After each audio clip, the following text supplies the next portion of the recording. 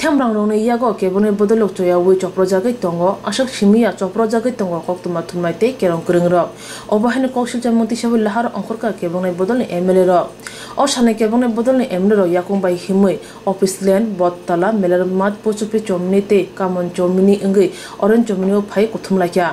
ara cheze mo pandawo khorang tisaka hapang ni temrang tongno sokomui kerong ni phanbai luko phantaisa muthana nangnai pandaw kebone bodol ni adong mane sarkar saka 2018 bisini chongmar ni saklai mungno khorok bomunya nakha tangi asuk borok nore thangka chiri naithai kelayo joto borok ni jindalno rosai mano phia bisi neji bani hapango lukorongno sokomnai mungsa koksabya khon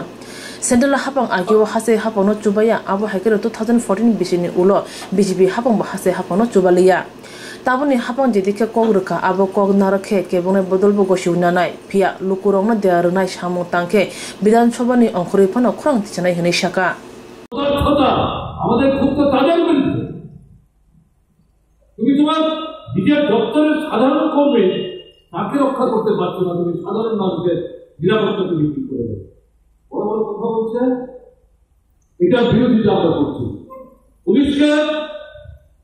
দলের চাষে পরিণত করার চেষ্টা করছে কাঠের পুতুলে পরিণত করার চেষ্টা করছে নিরপেক্ষ ভূমিকা নিতে দিচ্ছে না আমরা এর জন্য সাধারণ পুলিশ কর্মীদের দায়ী করছি না উপরতলার যারা আছেন তাদের একটা অংশ আধারিক স্তরে জেলা স্তরে যারা কাজ করছেন উচ্চ পর্যায়ে তাদের একটা অংশ এবং কোন থানায় সব থানার কথা বলছি না কিছু অতি উৎসাহী আনেদার তারা এই সমাজ বিরোধী কার্যকলাপ যারা করছে শাসক দলের দুর্বৃত্তরা চোখের সামনে দেখছে না বরং তাদের প্রশ্রয় পুষ্ট হয়ে এরা এই আক্রমণগুলি একের পর এক সংঘটিত করছে আপনারা জানেন কন্ট্রাক্টর দোকানদার ব্যবসায়ী চিঠি দিচ্ছে পুনে হুমকি দিচ্ছে অত টাকা চাই তত টাকা চাই না দিলে পর শেষ করে দেব পুলিশের কাছে যাচ্ছেন কোর্টে মামলা করছেন পুলিশ কোনো ব্যবস্থা নিচ্ছে এই জায়গায় দাঁড়িয়ে পরিস্থিতির কোথায় চলে যাচ্ছে আমরা এটা বিরোধিতা করছি জঙ্গলের শাসন এই যে ঘটনাগুলি বললাম তো আইনের শাসন বলে কিছু নাই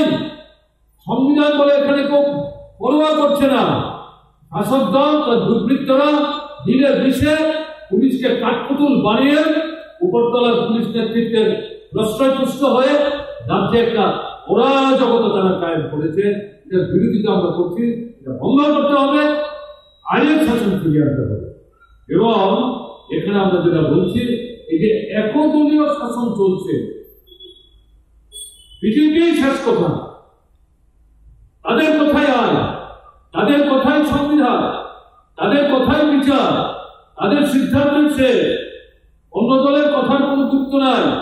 যা করছেন আমাদের প্রধানমন্ত্রী আমাদের রাজ্যের মুখ্যমন্ত্রী তাকে অনুসরণ করে তাই করার চেষ্টা করছে কিন্তু চলতে পারে না আমাদের যে সংবিধান তার অন্যতম গুরুত্বপূর্ণ কথা হচ্ছে গণতন্ত্র গণতন্ত্রের অন্যতম যে পদ্ধতি ব্যবস্থা সেটা হচ্ছে নির্বাচন এই নির্বাচনীতে এখানে আপনার জালিয়াতিতে ভরে গেছে লোকসভা নির্বাচন ভোট দিতে পারেনি বিরোধী মানুষ পঞ্চায়েত ভেঙে দিয়ে জবরদস্তি করে ভোট করলো বিরোধী দলের প্রার্থীকে দাঁড় করাতে দিল না একটা অংশ যারা ক্ষুদ্র অংশ দাঁড়াতে পারলো তাদের এলাকায় ভোট দিতে দিল না যেখানে মানুষ সাহস করে ভোট দিলেন ভোট গণনা কেন্দ্র দিয়ে লন্ডভন্ড করে দিল এটা কি হচ্ছে এই চলবে এই পরিস্থিতির মধ্যে দাঁড়িয়ে আমরা যে দাবিটা করছি সংবিধান রক্ষা করতে হবে গণতন্ত্রকে রক্ষা করতে হবে সব দল সব পদের মানুষ তাদেরকে স্বাধীনভাবে কথা বলার সুযোগ দিতে হবে এটাই তো গণতন্ত্র আমরা সবাই সবকিছু একমত হতে পারলে ভালো কিন্তু হওয়া কঠিন কিন্তু ভিন্ন মত থাকবে না মতান্তর হবে না এটা কিরকম কথা এটাই তো গণতন্ত্র এবং এই সংসদীয় ব্যবস্থা ভারতবর্ষে চালু আছে কিন্তু বিজেপি আইপিএফ শাসনে এই ত্রিপুরায় একটা শাসনের রাজত্ব কায়েম করে এই গণতন্ত্রকে ধ্বংস করে একটা শ্বাসরুদ্ধ অবস্থা তৈরি করেছে যেটাতে আমি শুরু করেছিলাম এত কথা বলার আমার অভিপ্রায় ছিল না আদম চৌধুরীর নির্দেশে নির্দিষ্ট হয়ে আমি এখানে দাঁড়িয়ে ঠিক করলাম এই কথাগুলি যদি হয় আরেকবার আপনাদের সামনে তুলে ধরা দরকার। তাই বলছি যে অক্সিজেন আর সমাজের গণতন্ত্র এক এবং অভিন্ন। অক্সিজেন ছাড়া মানুষ বাঁচে না। গণতন্ত্র যদি নিধন হয় সমাজ স্থবির হয়ে যাবে, অথর্ব হয়ে যাবে। তা যদি হয় আপনার বাঁচা বলার যে প্রশ্ন হয় সেই বিষয়ে যাচ্ছি না। এগুলো আপনি কোথায় যাবেন, কার কাছে যাবেন, কি বলবেন, আপনি কিছুই করতে পারবেন না এর বিরুদ্ধে। আর চুপচাপ শুধু শুনবো